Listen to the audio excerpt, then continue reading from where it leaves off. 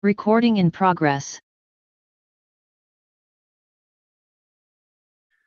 Good afternoon, and welcome to this Tom Lantos Human Rights Commission hearing on climate change and human rights. The topic we are taking up today is urgent. We're witnessing more and more extreme weather events and climate-related disasters around the world, including here in the United States. This summer, we've seen U.S. cities hit by torrential rains and flash floods, and we're enduring record-high temperatures. You may have seen the recent photos of water pouring into the New York subway. People all over the world are confronting heat waves, droughts, water shortages, desertification, floods, and rising sea levels, among other adverse effects. These situations are happening more often. They have sudden, profound, and highly disruptive impacts on people's lives and livelihoods, and governments are struggling to respond. For several years now, international human rights bodies and non-governmental organizations have been sounding the alarm about the many ways these climate-related events affect people's human rights. The UN Human Rights Council first expressed concern that climate change poses an immediate and far-reaching threat to people and communities around the world in a resolution approved on March 2008. The preamble to the 2015 Paris Agreement explicitly calls on states parties, including the United States, to promote human rights and consider their human rights obligations when taking actions to address climate change. What rights are we talking about? The right to food. In the Central American Dry Corridor, an area severely affected by climate change that runs through El Salvador, Guatemala, and Honduras, the number of food insecure people reached 6.4 million in 2021. The rights to housing, health, and livelihoods. Bushfires in Australia in 2019 and 2020 burned over 18 million hectares, destroyed thousands of homes, killed millions of animals, and exposed people to dangerous smoke. We've seen similar effects on a smaller scale in California and New Mexico this year. The right to life itself. At least 220 people were killed in flash floods following heavy rainfalls in Western Europe in July of 2021. The very existence of people living in small island states is threatened by rising sea levels and mega-charged hurricanes and cyclones. The adverse effects of climate change are magnified for indigenous peoples whose territories overlap with areas that hold much of the world's biodiversity. Indigenous peoples play an essential role in conserving and sustainably managing that biodiversity. Climate change is putting at risk not only their livelihoods, but their cultural practices and even their self-determination. This commission has touched on these issues in many previous hearings, most recently while examining the root causes of migration in Central America and the drivers of conflict in Nigeria. Today, we will look thematically at four contexts where experts have consistently told us that climate change is increasing vulnerability to human rights violations. Our witnesses will discuss how the effects of climate change can exacerbate violent conflict, contribute to migration, and cause forced displacement. We will hear about the risks that climate change poses for indigenous populations. We will also hear about the increasing threats and attacks against human rights defenders who focus on environmental issues. The UN Special Rapporteur on Human Rights Defenders has found that these defenders are particularly vulnerable. The NGO Global Witness has reported that 1,540 land and environmental defenders were killed between 2012 and 2020. Over half of the attacks took place in three countries: Colombia, Mexico, and the Philippines. I want to emphasize that the nature and extent of climate change is such that all people everywhere face risks from its adverse effects. A recent report from the Intergovernmental Panel on Climate Change found that at least 3.3 billion people are highly vulnerable to its impacts. At the same time, I share the fear that these impacts will fall most heavily on communities and populations that are already disadvantaged, deepening existing inequalities. So I believe that we must make sure that the steps we take to respond to climate change do not make inequality worse. To achieve that, those most affected by climate change must be at the center of the conversation about how to respond. Those conversations need to be locally grounded. and the rights to participation, access to information, and access to justice must be guaranteed. Climate change adaptation and mitigation measures must comply with states' obligations to ensure the right to an adequate standard of living. That means protecting people whose livelihoods and food security depend on the weather, like rural smallholders. Most violent conflicts involve struggles over control of resources. Finding ways to equitably and sustainably manage resources consistent with human rights norms such as non-discrimination should be part of our efforts to resolve conflicts. We must protect those who advocate for rights-based solutions to climate change. The right to be an environmental defender must be guaranteed.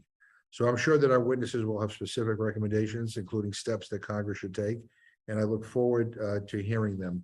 And I know we have a vote on it. I'm not sure whether Co-Chair Smith is here, but let me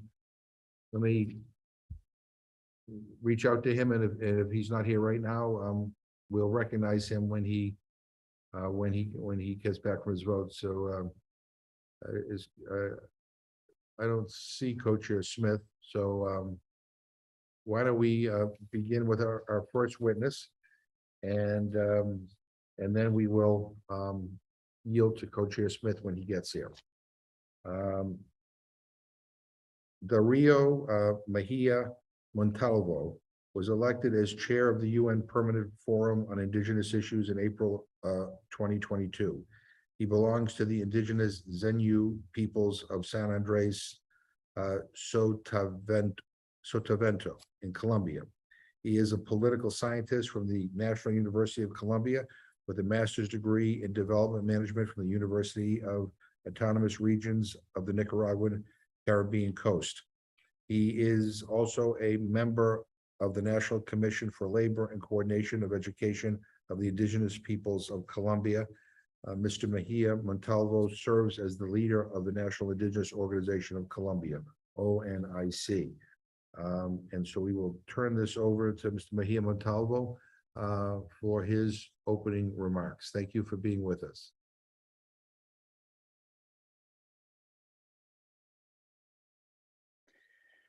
Muchas gracias a usted y a todos los presentes en este escenario virtual, congresistas, equipos de trabajo. Yo me siento muy honrado por su invitación de hablar hoy ante la Comisión de Derechos Humanos y Climático. Antes de iniciar sobre los aspectos puntuales, me tomaré unos instantes para recordar que los pueblos indígenas existimos desde antes de la conformación de los estados y del establecimiento de regulaciones sociales basadas en el individualismo y el consumo.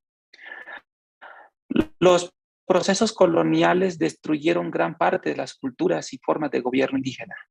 Los sobrevivientes fueron relegados a territorios considerados inhóspitos, habitables solo por animales y salvajes. Muchos territorios que no fueron expropiados en los tiempos coloniales, los pueblos indígenas los han conservado hasta hoy. Ha sido el conocimiento propio, practicado en formas de relacionamiento con la naturaleza, la que ha permitido que en estos territorios los pueblos indígenas hayan conservado al menos el 80% de la biodiversidad restante en el planeta, mientras ocupan solamente el 25% de la superficie terrestre. Los territorios que antes fueron despreciados por quienes han provocado la actual crisis, ahora son codiciados. Así las cosas, debo precisar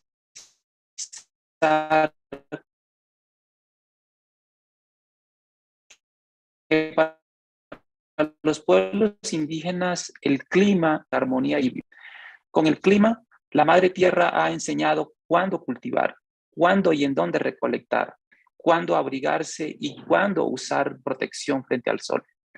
Actualmente, cerca de 476 millones de personas pertenecemos a los 5.000 pueblos indígenas distintos, aproximadamente el 6.2% de la población global, presentes en más de 90 países, hablantes de 4.000 de las 6.700 lenguas restantes en todo el mundo. En relación con los derechos y el clima, un primer aspecto a destacar son las amenazas y los impactos. Debido a nuestra dependencia directa y estrecha relación con las tierras, territorios y recursos, somos de los primeros en sufrir consecuencias de los cambios del clima, aunque somos los que menos contribuimos a las emisiones de efecto invernadero. Por ejemplo, en el Ártico, el aumento de las temperaturas, la incertidumbre sobre las estaciones y los vientos inesperados han cambiado la disponibilidad de las especies comestibles para la pesca y la caza. Para los pastores de reno sami, la mayor imprevisibilidad y la frecuencia de los fenómenos meteorológicos extremos eran el comportamiento animal. Los pueblos indígenas de las islas, debido al aumento del nivel del mar. En la región extremo más frecuente y la deforestación han amenazado las dos.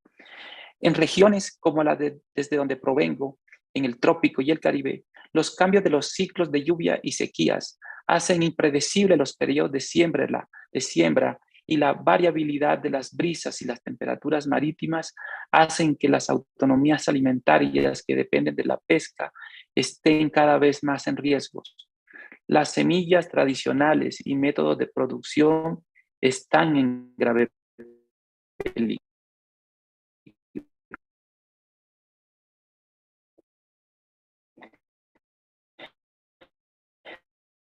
En los territorios de páramo, la disminución del hielo hace cada vez más para las poblaciones dependientes de alimentarias. Impactos exacerban las desigualdades que ya enfrentan los pueblos indígenas. Marginación política, económica, discriminación. Este contexto obliga a nuestra gente a migrar de sus territorios, dentro o fuera de los países de origen, en busca de alimentos y oportunidades económicas. Solo en América Latina, cerca del 50% de los pueblos indígenas ahora vive en contextos urbanos.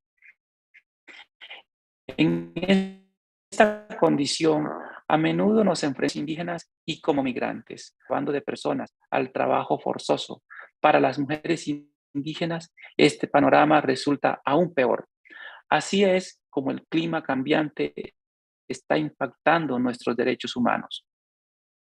El segundo tema son las violaciones de los derechos humanos de los pueblos indígenas. Las mismas fuerzas que impulsan el cambio climático global amenazan las tierras, las vidas y los medios de subsistencia de los pueblos indígenas. La tala legal e ilegal, las industrias del petróleo, el gas y la minería, agricultura industrial, grandes proyectos de infraestructura, y cuando nuestros líderes, nuestra gente, nuestras mujeres, nuestros jóvenes denuncian estas amenazas o se organizan para proteger nuestros derechos, son amenazados, tildados de terroristas, encarcelados, golpeados, incluso asesinados. Solo en 2021, en Colombia, de donde vengo, hubo 138 asesinatos verificados de defensores de derechos humanos. Casi todos ellos eran personas que se oponían a las industrias extractivas. La mayoría eran indígenas. En todo el mundo hubo al menos 358 defensores de los derechos humanos asesinados. No tenemos cifras de cuánto han sido encarcelados. Esta crisis de derechos humanos en curso debe abordarse con urgencia. El tercer y no menor importante tema son los impactos de las estrategias de adaptación y mitigación sobre los derechos de los pueblos indígenas. A medida que el mundo habla de transición energética y quiere ir hacia una economía verde, vemos cómo nuestras tierras son ocupadas por grandes proyectos de energía solar, eólica, hidroeléctricas y geotérmicas. Estas intervenciones basadas en proyectos y sin discusión previa con los pueblos indígenas incrementan las injusticias epistemológicas, económicas y políticas que ya han generado la actual matriz energética. La extracción de minerales estratégicos se está realizando en territorios indígenas sin nuestro consentimiento. Nuestra seguridad alimentaria y nuestros medios de subsistencia están siendo amenazados por el cambio de uso del suelo hacia los monocultivos para biocombustibles o para áreas que sean utilizadas como sumideros de carbono, para que los créditos de carbono puedan intercambiarse en los mercados de carbono y enriquecer a personas que nunca han puesto un pie en nuestros territorios o ni siquiera saben de nosotros. Los mercados de carbono que permiten a las corporaciones multinacionales seguir emitiendo miles de billones de toneladas de carbono al aire, mientras que al mismo tiempo afirman que son neutrales sin carbono. La bancarización del mercado de carbono es una máscara para encubrir responsabilidades y una nueva forma de economía de enclave y extractivismo en contra de quienes hemos conservado la biodiversidad y los recursos vitales del planeta. La participación plena y efectiva de los pueblos indígenas en la planificación, implementación, monitoreo y evaluación de las medidas de mitigación y adaptación es crucial, no solo para aumentar su efectividad, sino para asegurar que no se conviertan en una nueva amenaza para nuestra pervivencia como culturas distintas. Terminaré diciendo que nosotros, los pueblos indígenas, hemos dado esta lucha por siglos a partir de nuestras formas de vida y que en consecuencia somos sus mejores aliados en la lucha para responder a la crisis del cambio climático global. Esta no es simplemente mi esperanza, una opinión, es una realidad. Nosotros, los pueblos indígenas del mundo, hemos desarrollado durante milenios prácticas de gestión territorial y de los recursos que juegan un papel vital en el mantenimiento de la estabilidad ecológica y climática del planeta. Nuestras tierras están en áreas protegidas. Nuestros bosques son más sustentables, son más saludables. Nuestros territorios son más efectivos en el secuestro de carbono. El informe más reciente del panel intergubernamental sobre cambio climático reconoce eso y dice que apoyar la autodeterminación y trabajar con los pueblos indígenas para incorporar el consentimiento tradicional, el conocimiento vigente y las prácticas de gestión de la tierra puede ayudar a abordar, incluso mitigar la crisis. A pesar que somos agentes de cambio para enfrentar esta crisis y que nuestras formas de vida, nuestros conocimientos son efectivos y así lo han demostrado, durante la última década, menos del 1% de los financiamientos climáticos internacionales se han destinado a las comunidades de los pueblos indígenas.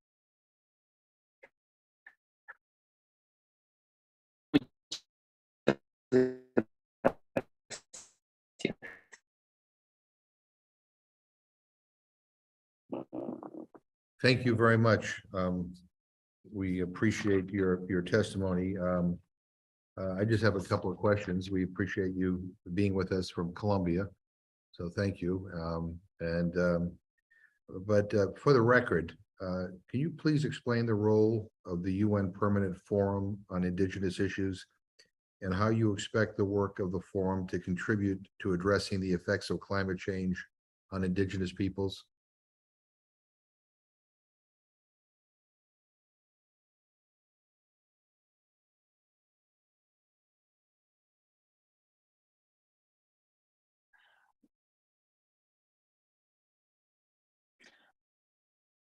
Muchas gracias por su pregunta.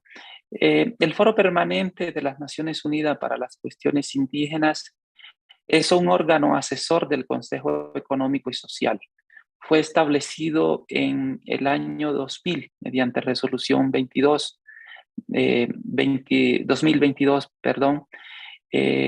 tiene el mandato de examinar las cuestiones indígenas en el contexto y las atribuciones del ECOSOC relativas al desarrollo económico y social, la cultura, el medio ambiente, la educación, la salud y los derechos humanos.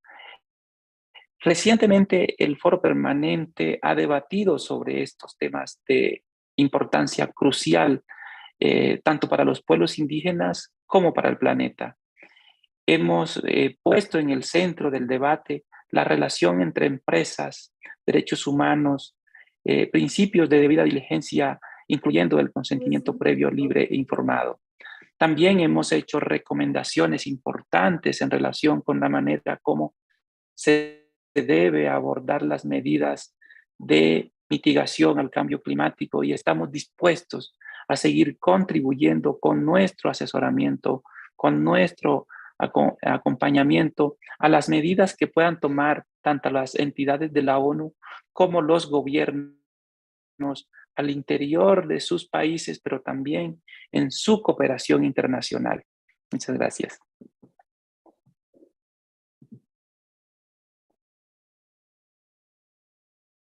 Thank you very much. Let me also ask you, what actions do you believe that parliaments, including the U.S. Congress, should be taking to protect the rights of indigenous peoples as the threat of climate change grows?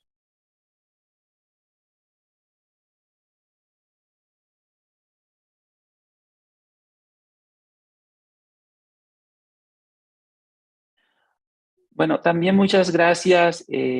Por ejemplo, recientemente en la conferencia de las partes número 26 en Glasgow, los gobiernos, incluyendo el gobierno de los Estados Unidos, hizo una promesa de 1.7 billones de dólares para apoyar a los pueblos indígenas. No obstante, este compromiso en principio no es suficiente, pero además nos preocupa que no aborde adecuadamente los efectos del cambio climático y principalmente que no lleguen directamente a las organizaciones de los pueblos indígenas.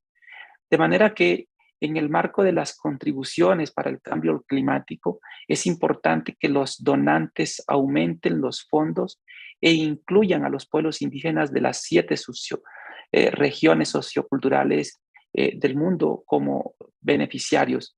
También es crucial que definan el alcance de sus compromisos para que el financiamiento no se refiera solo a los bosques y a la tenencia de la tierra, sino que también al fortalecimiento de la autodeterminación, las economías y sistemas de gobernanza de los pueblos indígenas. Por ejemplo, la iniciativa Plan para conservar los bosques globales, sumideros de carbono críticos, deben tomar en serio la presencia de los pueblos indígenas como propietarios de dichos territorios y bosques, y a las organizaciones indígenas para incluir una perspectiva integral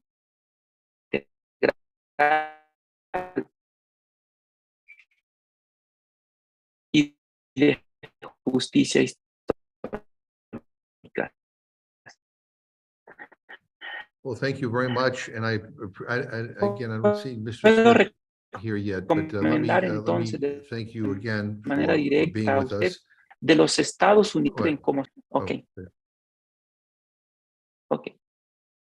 Ok. Voy a apagar la cámara para ok. Voy a apagar la cámara para tener mejor definición del sonido. Decía que puedo sugerir que los pueblos indígenas de los Estados Unidos se involucren como socios en sus esfuerzos nacionales para adaptarse y mitigar los impactos del cambio climático.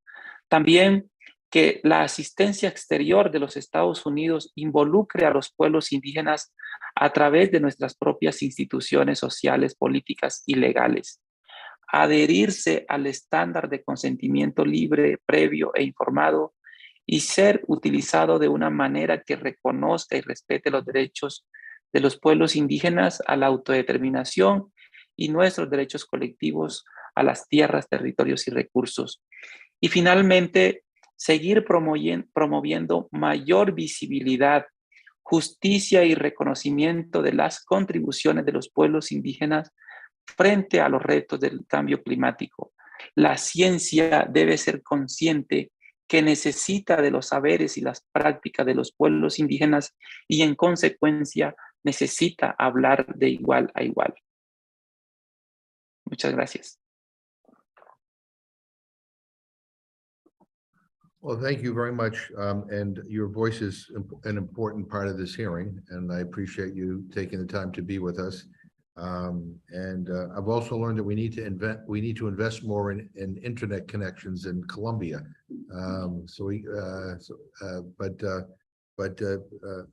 Mr. Mejia Montalvo, I want to thank you so much for being with us. It's been an honor to have you on the panel, and we will continue to be in touch with you about ideas and solutions to this issue. So thank you.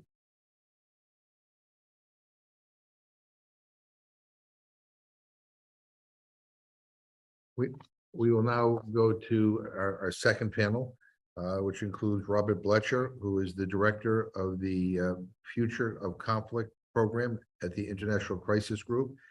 He leads the organization's work on the implications for conflict of climate change, digital technologies, and war economies. Before heading the Future of Conflict program, he was Crisis Group's chief strategy officer. In that capacity, he led the strategy review that established the Future of Conflict program. He previously served as deputy director for the Crisis Group's Middle East and North Africa. And he holds a PhD in Middle East history from Stanford University and taught history at Stanford and the University of Richmond. Kayla Ober is the senior advocate and program manager of the Climate Displacement program at Refugees International. She currently serves as a member of the United Nations Framework Convention on Climate Change's Task Force on Displacement. She has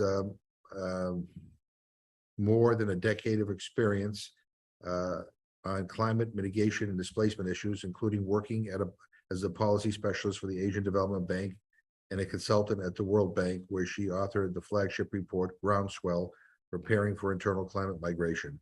She previously worked at the University of Bonn, Overseas Development Institute, Woodrow Wilson International Center for Scholars, and World Resources Institute. Kayla holds a Master of Science in Environment and Development from the London School of Economics, is currently completing her PhD in geography at the University of Bonn, where her dissertation analyzes policymaking and the governance structures around the climate change adaptation migration nexus. Keith Slack is Director of Strategy and Campaigns at Earthrights International, where he coordinates organizational strategy and campaigning on human rights and environmental issues. He previously directed Oxfam America's Extractive Industries Global Program and worked for the Robert F. Kennedy Memorial Center for Human Rights and in the Human Rights Program of Catholic Relief Services Peru office. He served as a non-resident fellow at the Carnegie Council on Ethics and International Affairs. He holds a master's from the Bletcher School of Law and Diplomacy and a BA from Vassar College. And Robert A. Destro is a professor of law at the Catholic University of America's Columbus School of Law in Washington, D.C. From September 2019 to January 2021, Professor Destro served as Assistant Secretary of State for Democracy, Human Rights, and Labor. In 2020, Secretary of State Mike Pompeo named him the State Department's Special Representative for Tibetan Issues. Since leaving the State Department, he has served as an advisor to domestic advocacy groups actively involved in both trade and human rights issues in East Asia, the Caribbean, and Sub-Saharan Africa. He received his Bachelor of Arts degree in 1972 from Miami University in Oxford, Ohio, and his law degree in 1975 from the University of California, Berkeley.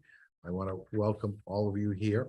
I will tell you in advance that there may be another vote called shortly, which we will just pause the hearing briefly while I'm in the Rules Committee, so I can just run downstairs and vote, so won't delay it much longer. But in any event, Mr. Bletcher, we'll begin with you. So thank you very much, Chairman McGovern, Chairman Smith, and absentia, members of the commission. Thank you for inviting me to speak about climate change, conflict, and human rights today. It's an honor to be here today of all days. As some of you may know, the UN General Assembly this morning for the first time recognized the right to a clean, healthy, and sustainable environment as a human right, very first time. So today indeed is a memorable day. I direct the Future of Conflict program at the International Crisis Group, which was established in 1995 as an independent organization with a mission to save lives by preventing, mitigating, and resolving deadly conflict.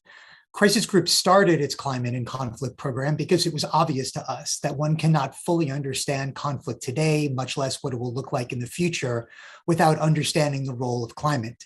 Most scholars who study the topic agree climate change can worsen conflict. At the very least, it tends to exacerbate conflict risks that already exist, making some tense and fragile situations even tenser and more fragile. But there is considerable debate about when, how, and why climate change worsens conflict. It doesn't always. Politics, economics, and history matter a lot in this regard, as do the actions of authorities.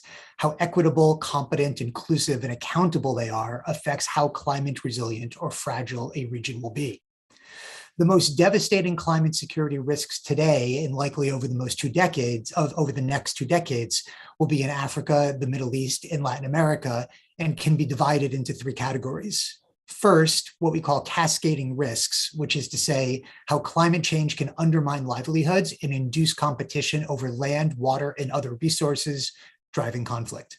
Second, risks relating to the security consequences of climate displacement.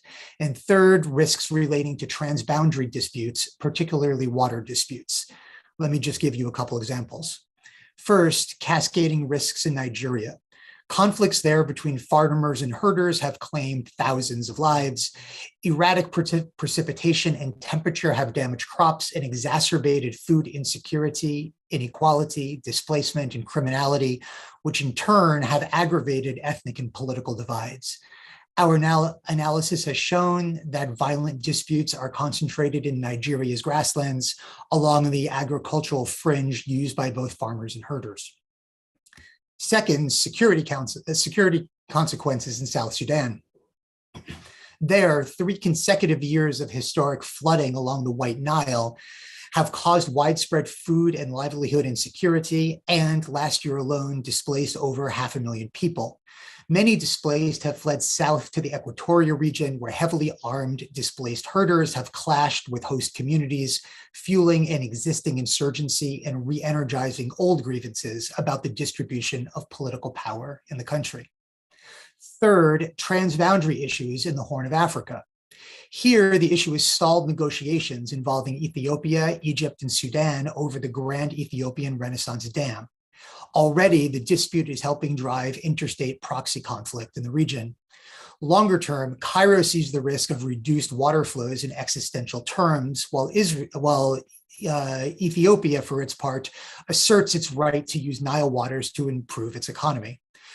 With scientists expecting more erratic participation in the years ahead, this zero-sum approach means that the risk of conflict looms, even if it is still remote right now.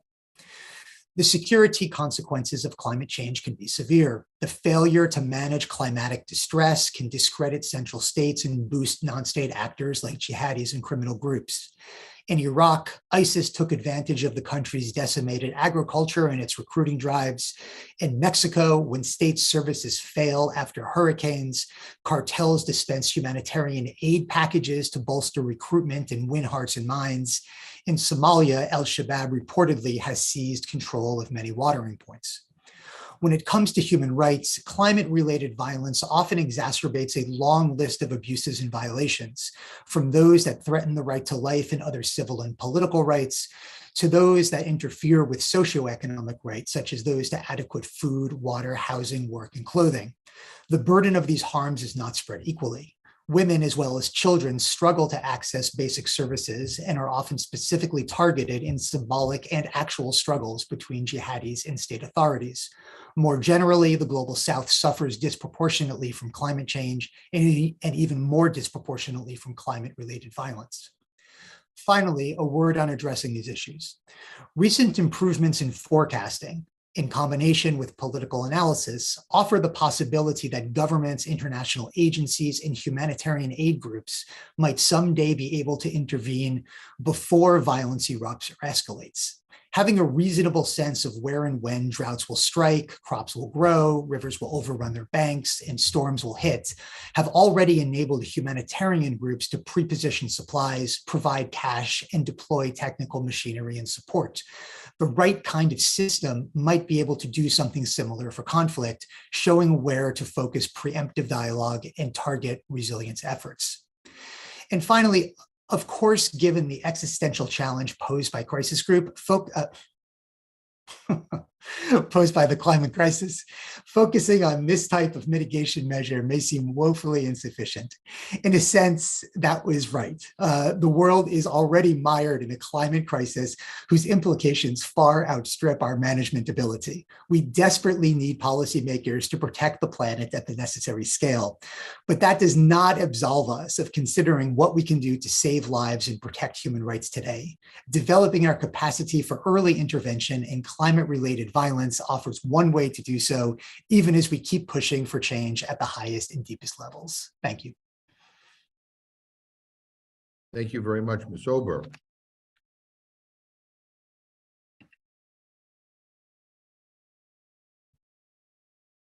Thank you.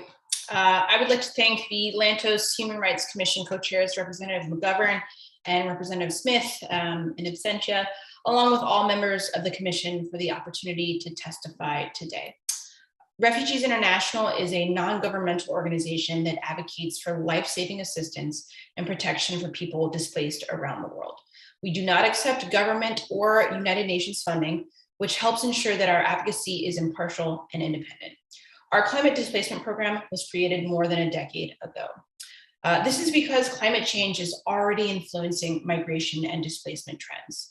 According to the Internal Displacement Monitoring Center, or IDMC, disasters displaced 23.7 million people in 2021, almost twice the number of those displaced by conflict and violence. Extreme weather events were responsible for more than 94% of this disaster displacement. This is important, as weather-related displacement is often used as a proxy for climate-related displacement. As climate change has made weather-related hazards more frequent and intense.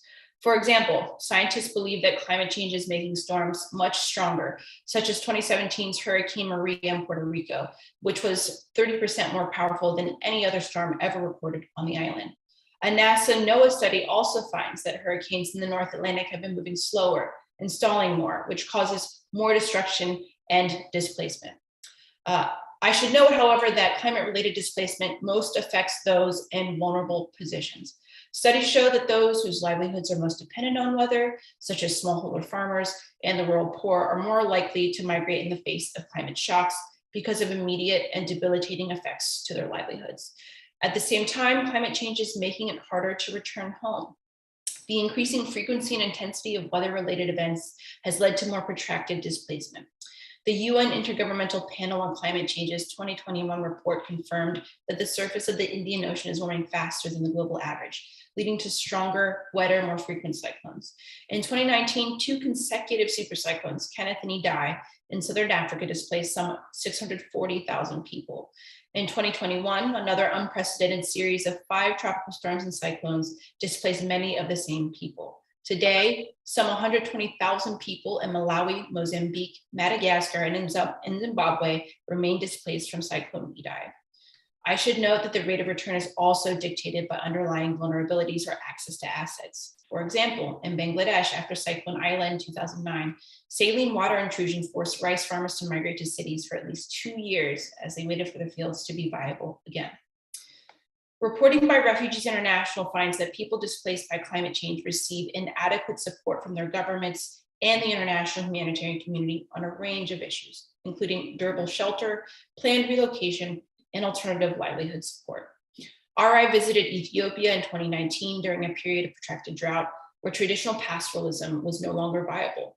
Abdullahi, a 40-year-old man who had been displaced, told us he wanted to be trained in alternative livelihoods. He told us, "We have no food to eat. We need to be independent and stand alone." In Mozambique in 2019, after cyclones Kenneth and Idai, a fisherman resettled inland told us, "There is not enough food, and I don't have any way to take care of my family. So how long can I stay here if I can't make any money?" These stories make clear displaced people need more than just shelter. They need access to jobs, They want dignity. They want a future. While many of those displaced by climate change will remain inside their own country's borders, when they cross borders, protection and support may be limited. For example, the Refugee Convention does not in any way, shape, or form reference environmental change, disaster, or climate change. From a legal perspective, then, a climate refugee does not exist. However, there has been a growing recognition that many forced to flee countries experiencing climate-related stresses may be particularly vulnerable to persecution, as traditionally defined. For example, there may be situations in which a government withholds or deprioritizes protection by denying relief aid to specific populations. This is why solutions to protect and support people displaced by climate change must be multifaceted. Last year, Refugees International convened an expert task force to support the Biden administration's call for a White House report on climate change and migration issues. Our task force issued a series of findings and recommendations, and many are referenced in the final October 2021 White House report, but remain relevant today. First, people around the world who are impacted by climate change have made it clear that they do not want to move. Therefore, our task force recommended increasing support for disaster risk reduction and climate change adaptation measures so people could stay in their communities. RI applauds President Biden's pledges to increase financing for climate change adaptation, and we await the mobilization of this financing through appropriations approved by Congress. Second, people are already on the move. Congress should help ensure such movement is safe and dignified.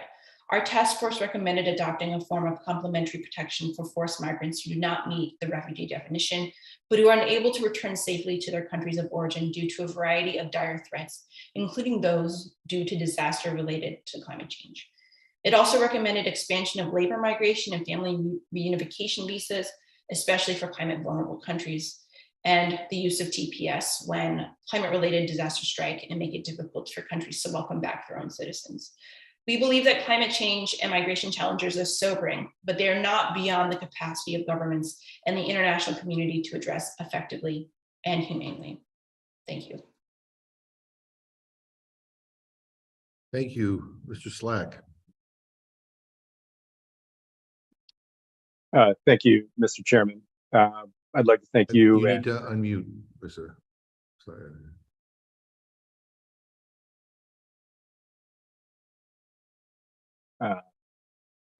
Can you hear me now? We can't hear you. I don't know. Yeah. No. There you go. Wait, no, did that go? Try now. Can you hear me now? No. No? Okay. Let me try.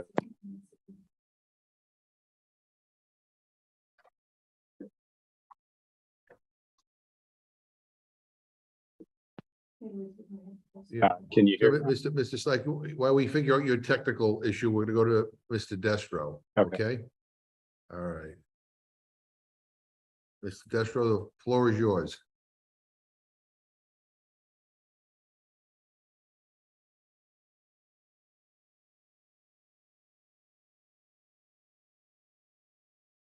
So I'm not Good hearing afternoon, you. Mr. Chairman. Can you hear me? Yes, I can. Thank you. Thank you so much. Unfortunately, once you're on mute, you can be technologically challenged, and I apologize for that. In any event, thank you for having me this afternoon. I sent in some in the written testimony. I provided some maps, and I also sent some PowerPoint slides. If you have them, that's fine. We can project them for the audience. If not, they can be added to the record of the hearing.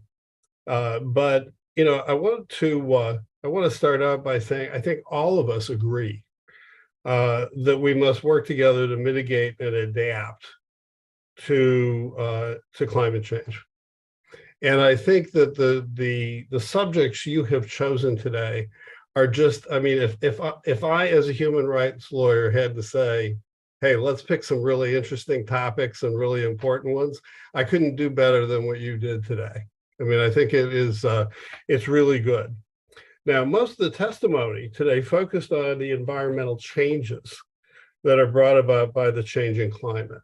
I think all of us agree that this information is absolutely critical. We have to, as any good national security specialist or any other security specialist will tell you, you need to understand the threat matrix in which you live. The impact on indigenous people is and should be a major concern. What I would like to do is expand that a little bit by talking about a country that the Secretary gave me particular jurisdiction over, and over which I fought many battles about indigenous people and other issues, and that is Nigeria. I think also, as you were saying, the impact on environmental defenders, the refugees and internally displaced people. Nigeria is a microcosm of every single one of those issues. I know from people who listened to it that you did an excellent hearing a couple of weeks ago on the Sahel and the Great Lakes region. And I want to, I'd like your staff certainly to pull that into this discussion as well, because if this hearing can turn into a no holds barred conversation about what we need to do, including how do we deal with the wars that are fought to access food and water and arable farmland, that would be a good thing. And so my focus is on the impact of the climate change debate itself on the continent, and including this hearing. And what I want to focus on is the impact on real people. I mean, if people have asked me, well, since you left the State Department, do you want to write a book? And I've said, yeah, I'd like to get to one. I'd probably like to call it Putting the Human Back in Human Rights. Because what we need to be talking about here, and I think Mr. Montalvo accurately pointed it out, there's considerable exploitation of indigenous people in the extraction of the rare earth minerals that we in the West have identified as crucial to reducing the use of carbon-based fuels. Now, let me add, so too, I would add, is the exploitation of Africa, which this commission has examined in the Sahel and the Great Lakes region and all over Africa. The Uyghurs of Xinjiang are indigenous people in China who are ruthlessly persecuted and enslaved so that China can maintain its status as the OPEC of renewable energy equipment and providers. African leaders complain to me and to others, both privately and when they can publicly, about the new colonialism of China and the West as we exploit the local populations, pollute their local environment, and leave no profits really for them, the indigenous people and their regions that they can share with themselves and their families. Asian leaders complain about the diversion of water resources. And nobody has calculated the actual carbon inputs along the supply chain for renewables from solar, wind, hydro, and other innovative technology, as well as the carbon emitted and water used during the mining and manufacture of advanced battery technologies. And we haven't even begun to consider imagine the pollution and environmental impacts of disposing of millions of batteries, solar panels, and wind turbines. These are human rights issues, I would suggest, and I don't think that there are many people on these panels who would disagree with me. So climate change is a real problem here. As Mr. Bleeker's testimony so accurately underscored, we must look at the whole picture, including the unintended but completely foreseeable consequences of the production and use of renewable technologies. In my experience as an American diplomat, I would have had no quarrel with any of our witnesses. The quarrels I did have and continue to have been within the State Department, within the interagency, and with environmental NGOs.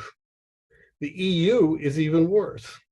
In Germany, we're now seeing the danger of placing your energy security into the hands of autocrats like Presidents Putin and Xi. How many grandparents and children need to die this winter in Germany before we can have an honest conversation about how we adapt to climate change and warlike behavior? In the Netherlands and Sri Lanka, we're witnessing the relentless destruction of agriculture and of the farming communities there. And we're also ignoring the promise of sub-Saharan Africa as the world's future breadbasket. Yeah, I haven't seen much by way of those conversations about climate change, but I will guarantee you'll see an awful lot about the need to pipe gas and oil from Nigeria. Yeah, you won't hear much about their indigenous populations, of which there are many, but you'll hear a lot about that. So what I'd suggest to you, Mr. Chairman, is that, ideally, we need to sit down as a working group to think about how to solve these problems. I don't think that the Green New Deal, with all due respect, is very green at all. And so with that, I will leave the floor open for questions. Thank you very much. And let me just try this one more thing here. Yeah. Okay, let me try Mr. Slack again. Hi, can you hear me, Mr. Chairman? They're hearing me on the YouTube. Not sure what the problem is. Can others hear me, by the way? I can hear Mr. Slack. Okay, why can't I hear Mr. Slack? We can hear, yes, we can hear both you and Mr. Slack. Change to original. Hold on, back let here. me try this. Change. Original audio. Let me try that. Okay, now, Mr. Slack, can we try again?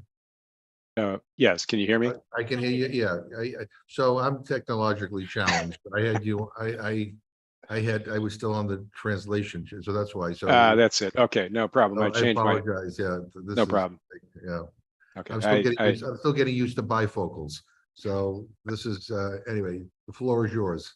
Thank you. I feel your pain on the technological issues, so I can sympathize. Anyway, thank you very much, Mr. Chairman, and also like to thank Co-Chair Smith for hosting this very important hearing today.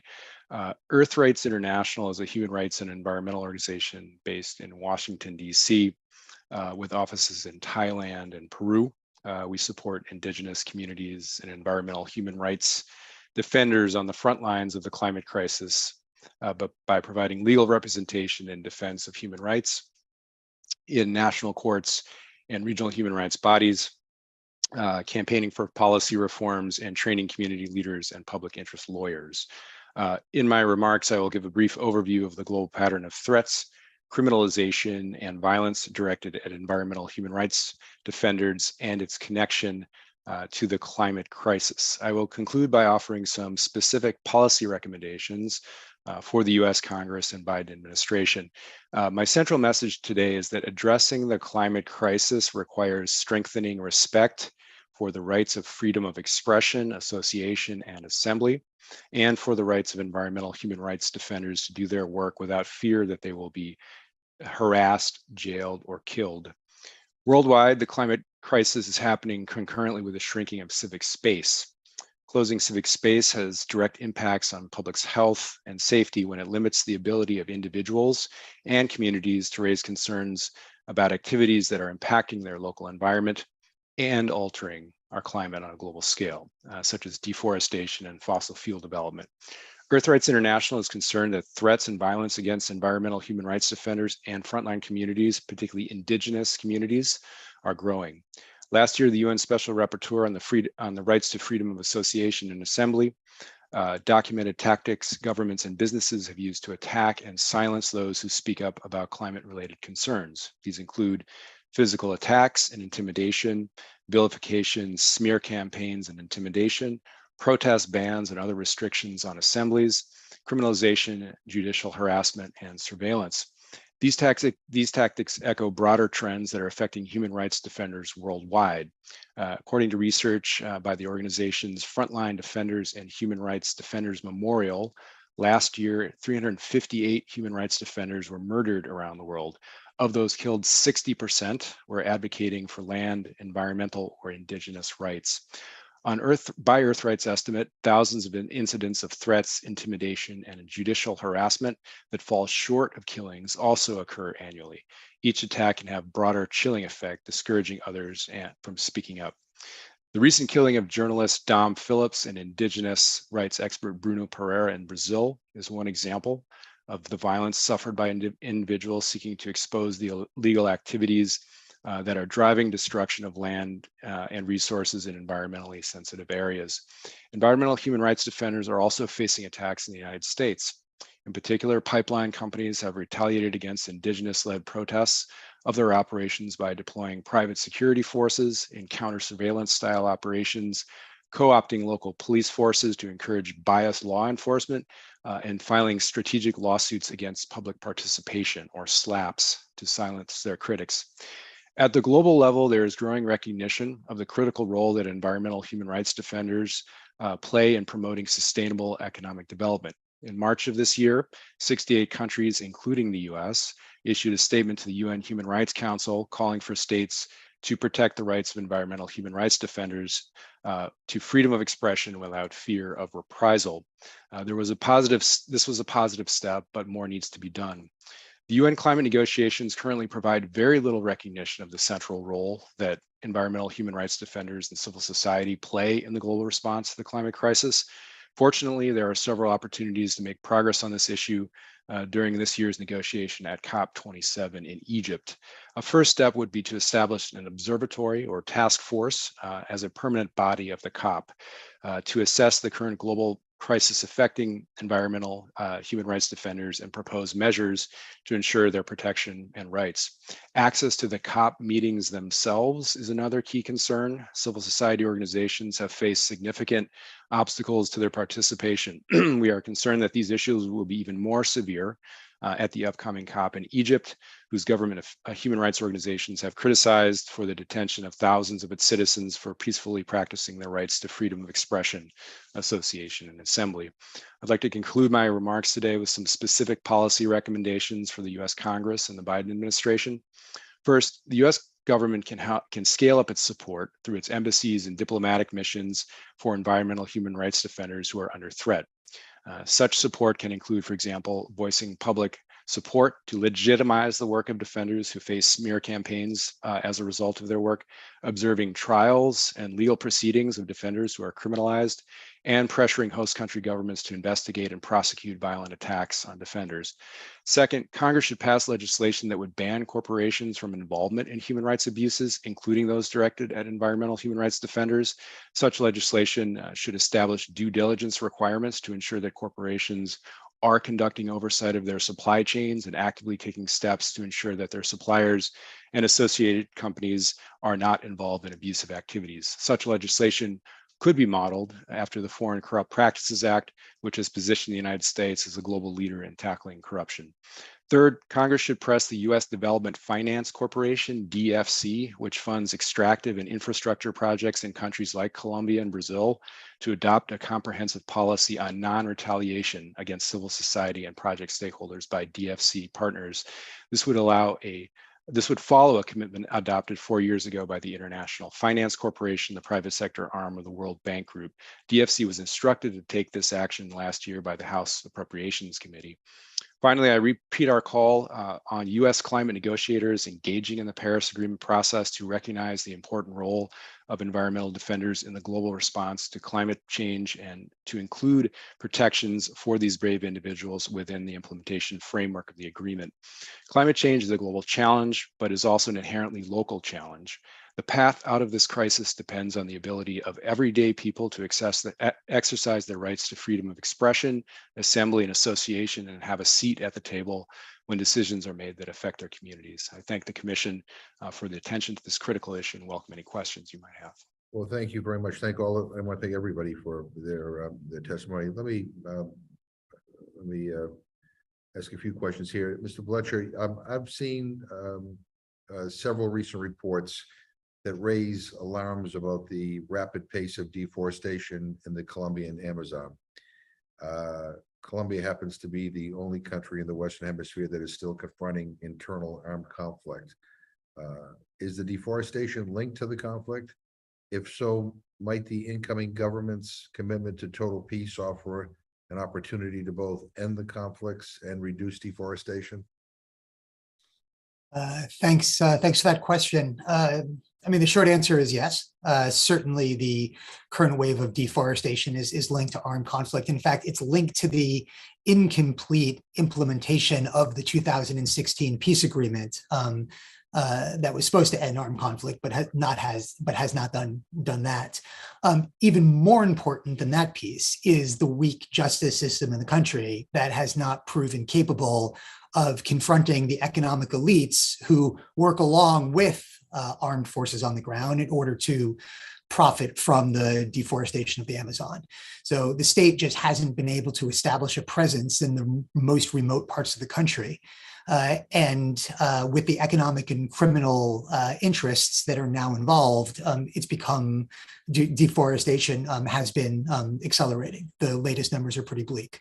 So prior to 2016, prior to that peace agreement, for both strategic and ideological reasons, the FARC largely prohibited deforestation in the areas that they controlled. They needed the forest cover, both to avoid detection and also managing forest resources was a means of social control over local populations.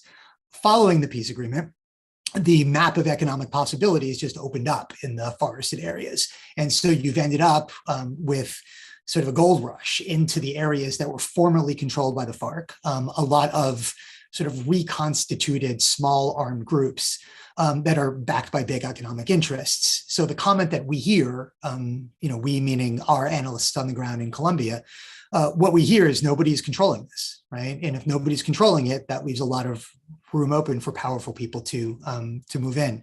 So, I mean, to answer your question, the possibility of negotiations with the remaining armed groups is important. And the commitment of the president-elect to move forward in this direction is an important commitment, and hopefully he does it. But fundamentally, deforestation is about a lot more. And he's going to have to take on some entrenched elites that right now really have total impunity if he wants to reverse the damaging tide. Thank you. Ms. Ober, I saw a film on your website on the impact of climate change on Honduras. And can you elaborate on how the adverse effects of climate change are shaping out migration from Central Recording America? stopped. Hold 1 second on that. Make sure we're okay.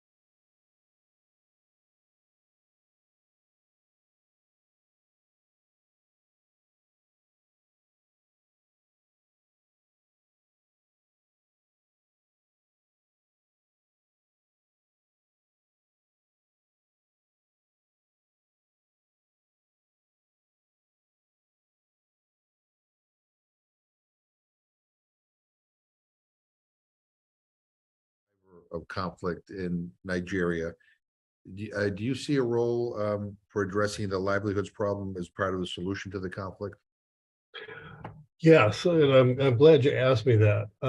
If we look at the problem that really bedeviled me is trying to talk about farmers and herders, and it became very, very frustrating, because if you look at it purely through the lens of climate change, the herders are herding a lot of cattle.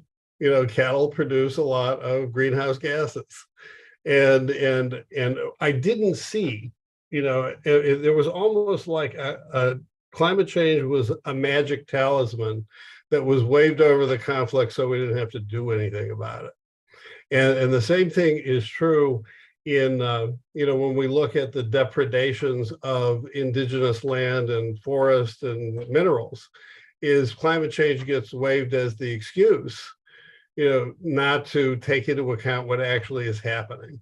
And so when we look at the question of what should policy look like, the answer has to be, when we negotiate as diplomats, which I had to do, it's much easier for me as an American diplomat to reach agreement with everybody on this panel than it is to agree with the interagency about what we should do about it.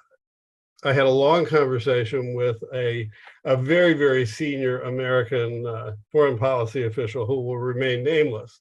When I asked, I said, look, I read your book, on genocide. I read it 3 times. And her comment was, well, you read the wrong book. She says, I'm not trying to sell you a new one. She says, the problem was never not understanding what was happening. The problem was getting a position through the interagency. And so what really, if I could plead with anything here, is that you on the Hill, can open up some really useful discussions about what do we do. It's not just the extraction that our witnesses are complaining about, but we're watching agriculture being destroyed in the Netherlands. We watched it being destroyed in Sri Lanka. These are real people with real families. And until we start dealing with real people, real families, and real humans, and I understand it's really important to take care of Mother Earth, but we're part of the environment too. And we have to have some very searching discussions about what diplomats and government officials need to be doing. Thank you. I think Mr. Smith is on the. I saw him appear, and so I want to. If he's still with it, I don't know if he has an opening. No. I see his name, but I don't see his face. Here he is. There he is. Thank you. I was explaining we had votes and other things going on. I know. Maybe I should, if you have any statements you want to make, Chris. Thank you very much, Mr. Chairman. And I'll be very, very brief. We got a markup going on with Foreign Affairs, and I had a meeting with the leadership that went for an hour and a half. So I apologize for, especially to you and to our distinguished witnesses, because I really wanted to be a part of this more than I am right now. But this is a timely and topical hearing, of course, on the impact climate change can have on human rights. And I do think that there needs to be some concern expressed about, when things are attributable perhaps far too much to the climate change issue, when it is other issues that are actually the causation or a primary causative effect to what is happening. As you know, just a couple of 2 weeks ago, our commission held an excellent hearing on child labor and human rights violations in the mining industry of the Democratic Republic of Congo. We heard testimony on forced child labor, unsafe mining conditions in artisanal mines, and environmental despoilation. All of these are terrible, terrible human rights abuses. And what fuels these human rights abuses? It's a demand for minerals like cobalt for batteries that are used in electric vehicles like Teslas, and lithium for solar panels. In other words, it's the first world push for green ideology that puts combating climate change above all other goods, and not everyone does that, of course. But we need a better cost-benefit analysis as to what it's doing and how it might be harming innocent people. And again, last week's or 2 weeks ago hearing really brought a bright line and brought a great deal of focus to this. Indeed, in the case of lithium and solar panels, the human rights harm runs throughout the entire supply chain.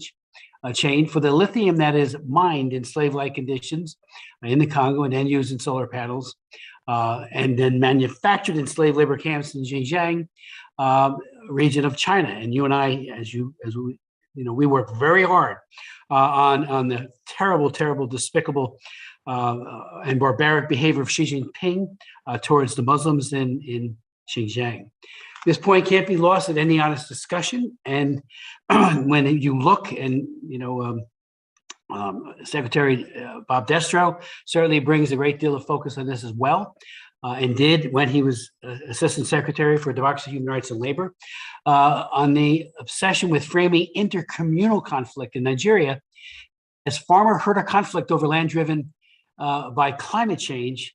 And it has led the Biden administration and our State Department in particular to overlook more obvious and direct causes for the egregious human rights abuses that are occurring, the mass atrocities and indeed genocide that are being committed with impunity in Nigeria, namely Fulani ethno-religious supremacism abetted by President Buhari and his administration. That is not to say that climate change and traditional farmer-herder tensions are not factors. I do believe they have some impact, but they are at best partial, secondary factors contributing to the conflict. What drives it rather is the longstanding Fulani desire to conquer and control, dating back to the 18th century war of jihad waged by the conqueror, Osman Dan Fodio, against other older Muslim kingdoms that existed in what is now today Nigeria. Many of the victims today, and I've been there many times, are Christian. And we saw in the horrific attack just recently of St. Francis Xavier Church in Ondo State on Pentecost Sunday earlier this year. Indeed, according to the religious freedom watchdog Open Doors International, last year more than 4,650 Christians were slaughtered in Nigeria. Yet to frame this as a Muslim-Christian conflict also only gives us a partial picture. For Fulani supremacist extremists also target Yorubas based on their ethnicity, who may be Muslim as well as Christian, and Shia Muslims also suffer persecution from the Buhari government. And if you look at who's doing the killing and who is being killed, culpability comes into clearer focus, and the driving factor in all candor is not climate change. Indeed, President Buhari, who has sought to place his Fulani kinsmen in key positions throughout the military, the state security apparatus, and even the Supreme Court, emboldens the militants. One way we can tell whether the militants are emboldened is to compare the number of attacks that occurred in 2017, when Buhari was hospitalized for extended periods of time, and his vice president was acting president, with those that occurred when Buhari was back in control. Indeed, this is something I've repeatedly asked our State Department to do. Yet instead of doing an honest assessment of what drives conflict in Nigeria and then reaching conclusions in order to formulate policy prescriptions, the State Department maintains that climate change is the determinant and funnels money to mitigate climate change. Indeed, this approach is so tone deaf, so I say to my friends on the panel and to my fellow colleagues, that just days before Secretary of State Anthony Blinken was to visit Nigeria, the State Department removed Nigeria from this list of countries of particular concern for its egregious violations of religious freedom, in effect, surrendering our leverage that it had over the Buhari government without first seeing any progress whatsoever toward reaching human rights milestones. Bob Destro has spoken to this. I've spoken to it repeatedly. I've asked several people in the administration to relook at getting rid of CPC status, which I thought was absolutely unearned. These are not gifts that you give to a country or to a leader in order to get some kind of favor.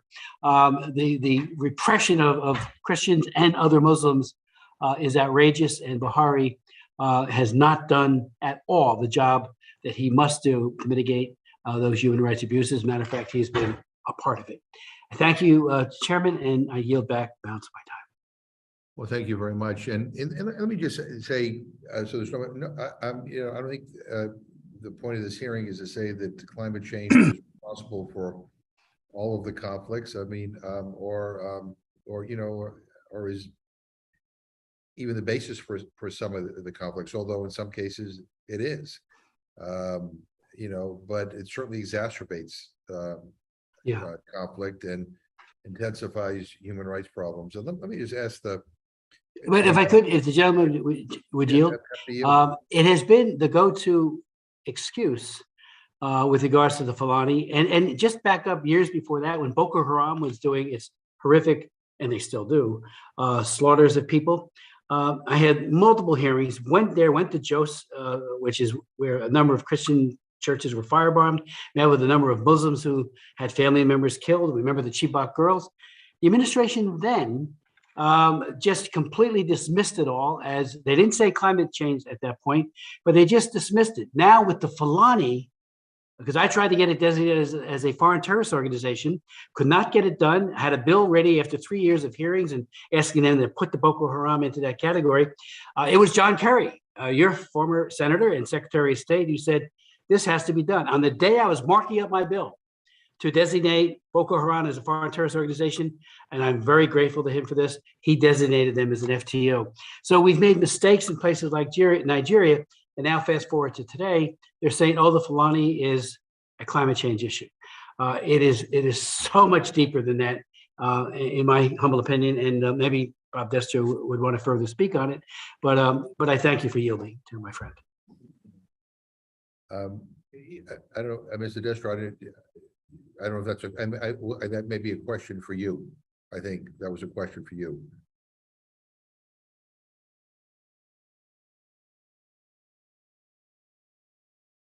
Mr. Smith, did you want me to talk about it? Yeah. Oh, okay, thanks. Look, let me just, one of the reasons I put the maps that I did into the testimony is that I invite you to think about the impact of climate change on Northern Europe. And we haven't talked about Northern Europe, but I can't tell you how many wars have been fought over Ukraine. In large part because it's the breadbasket certainly of Europe, and as we're increasingly finding out, the breadbasket of the world. Now, if I were to say to any of you on this Zoom hearing that poor Vladimir Putin is a victim of climate change, and that explains his war, people would laugh me rightly out of the room. I mean, because it's patently absurd on its face. But what we're looking at now is a crisis of food insecurity. Now, I testified last year about food as a human right, and I'm telling you, I don't disagree with a word anybody said. The problem is that unless you have farmers, unless you have farmland, unless you have diesel to run the tractors on, you're not going to have food. And that's what we're looking at in Sri Lanka today. So all of this stuff is connected, and we're well advised to not follow the example of the Germans, who are really about to feel the world of hurt because they haven't really thought through appropriate long-term responses to climate change, and that needs to be done. Yeah, and I appreciate that. I'm not sure I follow all of the logic here. I mean, but I think Mr. Bletcher was trying to seek recognition. Thanks for recognizing me. I actually agree a lot with Chairman Smith and Mr. Destro. I think that looking at governance factors are extremely important, and too often climate change, natural disasters are used as excuses for either neglect or bad behavior by governments. It's so they can kind of like use it as like a get out of jail free card. I think the challenge though is that in order to make that case convincingly, we need to do the work to figure out where climate change is responsible for what. And I think on that, the library probably still has not been filled up quite enough, but I do think that there are certain things that we do know that are important. So like take the Nigeria instance, for example. In Nigeria, the herder-farmer conflict tends to correlate with climate variation on the agricultural fringe, right? So it's where the herders and the farmers are meeting, where that violence tends to take place when land productivity is low, right? So like there's not enough vegetation, there's not enough for everybody's needs, so they fight over it on that fringe. Now so that to me suggests that climate change is playing a pretty important role. It's not the only role. Like I said in my testimony, politics are important, economics are important, history is important, social relations important, ethics, all of that is really, really important. But that's a pretty good indicator that climate change is playing a significant role in this conflict. And I'm happy to continue the discussion. If there's evidence to the contrary, that would be great to hear. But I think it's important to not only recognize that there are many factors, it's also important to actually do the research to pin this stuff down, because once we do, I think we're better equipped both to intervene on the climate change side, but also to intervene with poor and corrupt and bad governments when they're using climate change as an excuse. Thank you. Look at one of the reasons why I talked earlier about the importance of paying more attention to the issue of alternative sustainable livelihoods, especially in rural areas, is because oftentimes climate change requires people to have to do something different than what they were doing. And oftentimes if the infrastructure is not there for people to transition to be able to earn a living someplace else, a conflict begins. And obviously, in some cases, people can't return to their communities and move to other communities. As I was talking, when I was talking with Ms. Ober, we were talking about the impact that climate change has on migration, especially from Central America. But this issue of sustainable livelihoods, doesn't that emerge as a top priority in this discussion, and one that also is relevant to ending hunger? I do a lot of work on the issue of hunger and food insecurity, and Mr. Destro is right that Ukraine is the breadbasket, of the world in many respects, because of fertile land and the ability to grow things and be able to send it all around the world, particularly to Africa and to the Middle East. Some of those countries, because of climate change, cannot grow what they used to grow. I open this up to anybody on the panel who wants to add anything to this discussion. But I do think that giving more attention in light of the climate crisis to these alternative sustainable livelihoods seems to be something that we ought to pay more attention to. But I open this up to anybody who wants to respond. And because I can't see it, anybody, you're just going to have to say I want to respond. Mr. Chairman, if I could just address Mr. Bletcher's point. I mean, I think his point about the research is right on the money. During some of the discussions we had within the State Department about the Grand Ethiopian Renaissance Dam, big issue, big environmental issue. I would ask the people in intelligence and research, can you get me some background material on the paleoclimatology of northeastern Africa?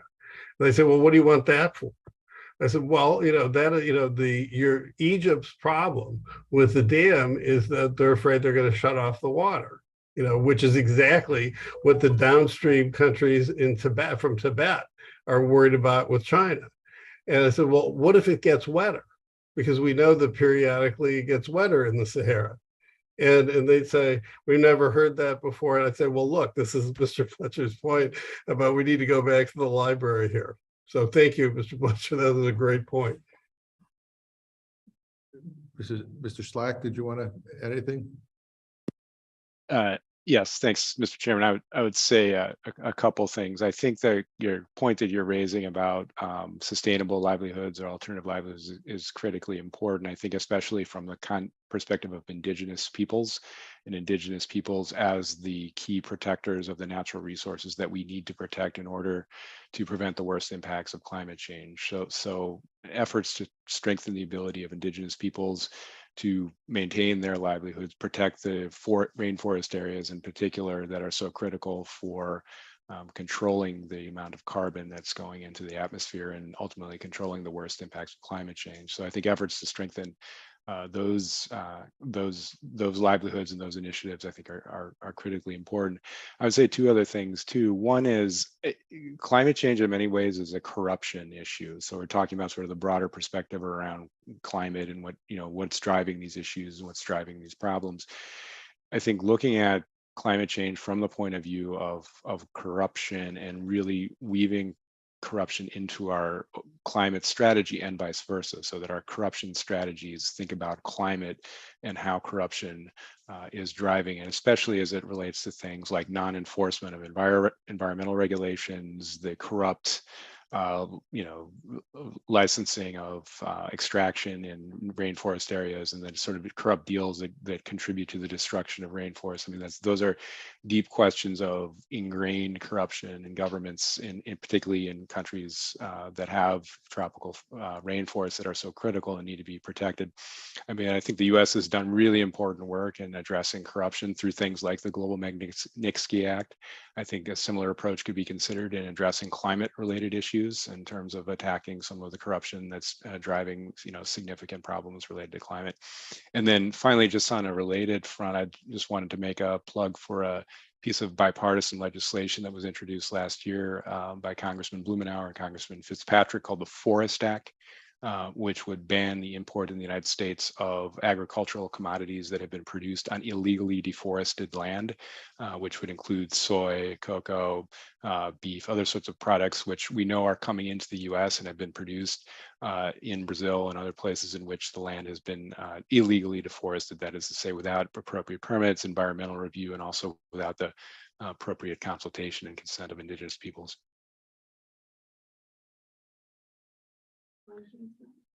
So let me ask just one final question, because I know we're getting late here, but do any of you have examples of effective rights respecting mitigation or adaptation strategies at the community or government level that are greater attention for us to look at?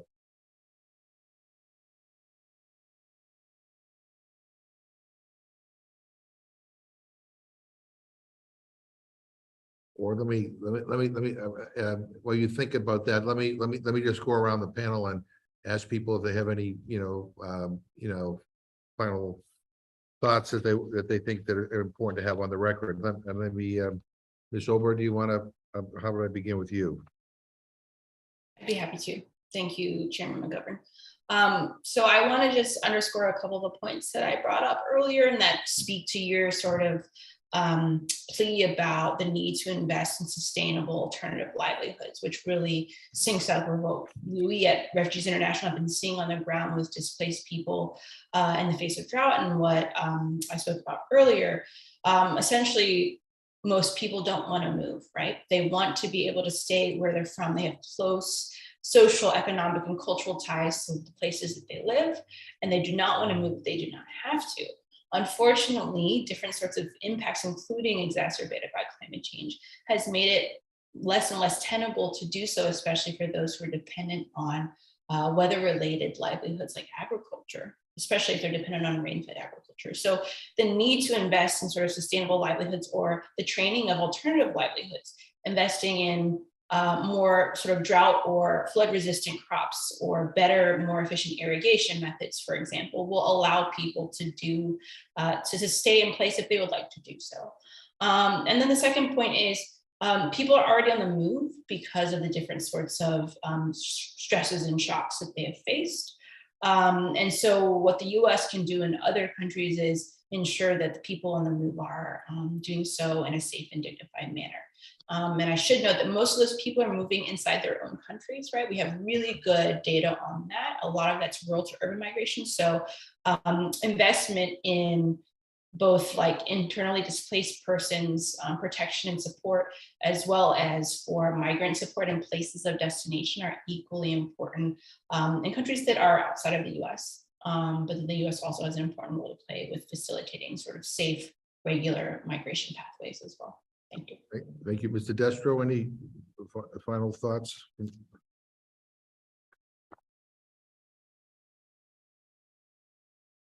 No, thank you very much, Mr. Chairman.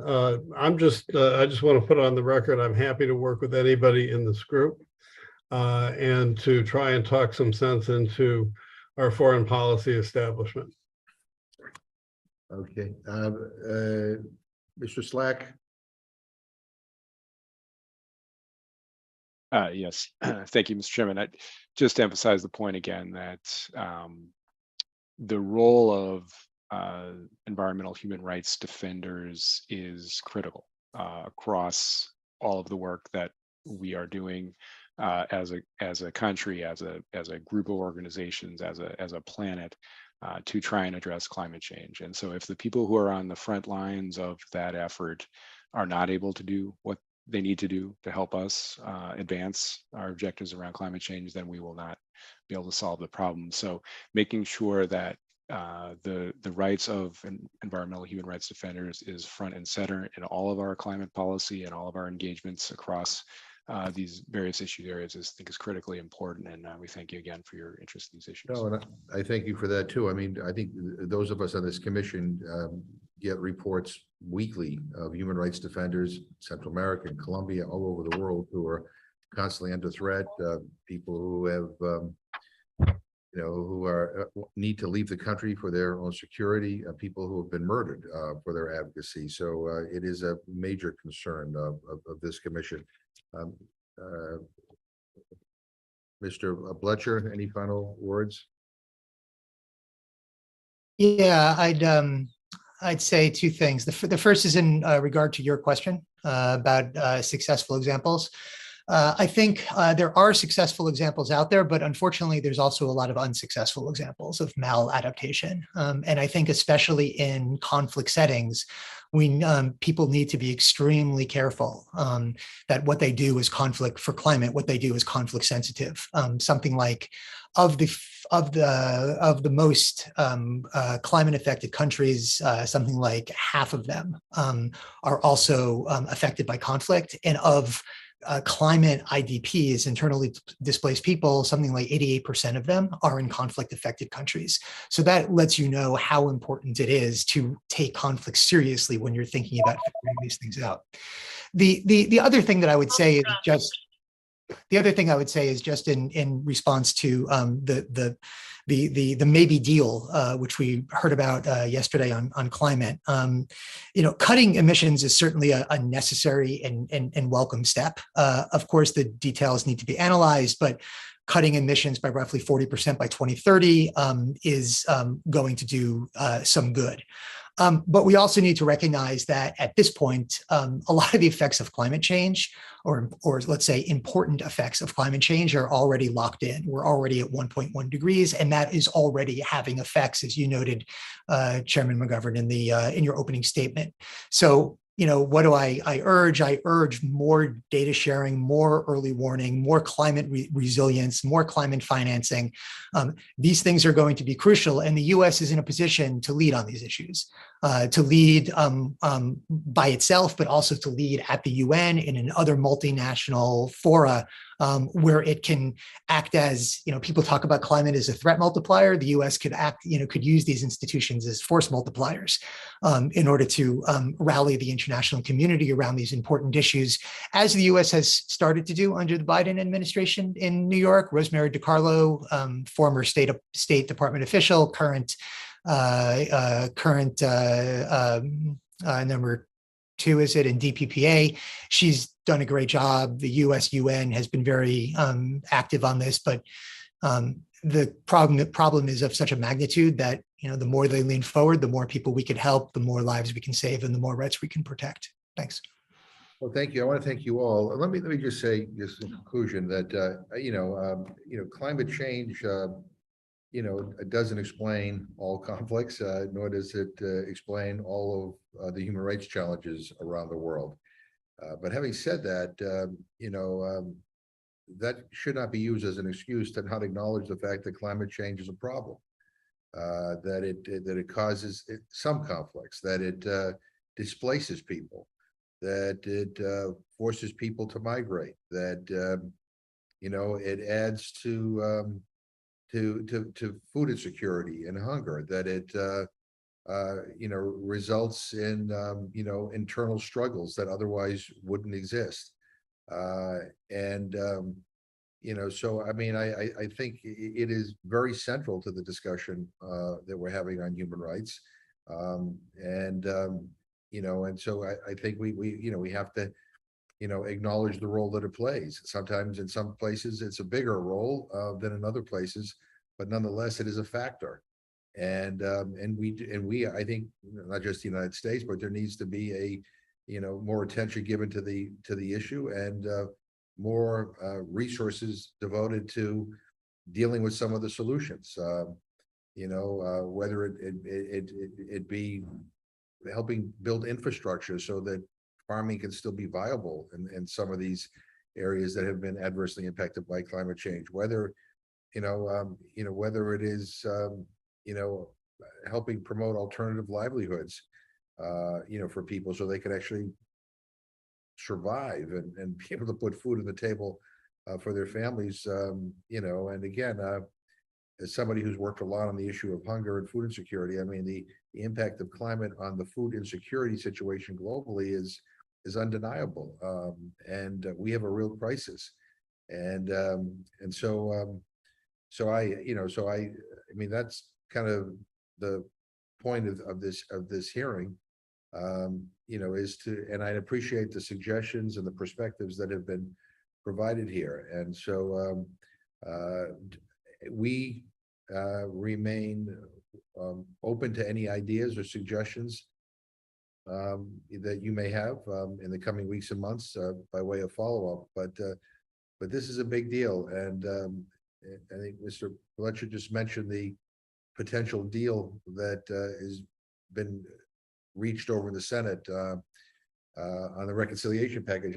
I'm anxious to look at the details of the investments in combating climate change, what they mean, and what they can and how they can be advanced. But this is a global problem, and I'm going to tell you, I worry very much that the more we find excuses to either not talk about this issue or to excuses to do nothing, we may get to the point of no return. And that would be disastrous, not just for our planet, but for the people who live in our planet. So on our planet. So I thank you all. And this concludes the hearing.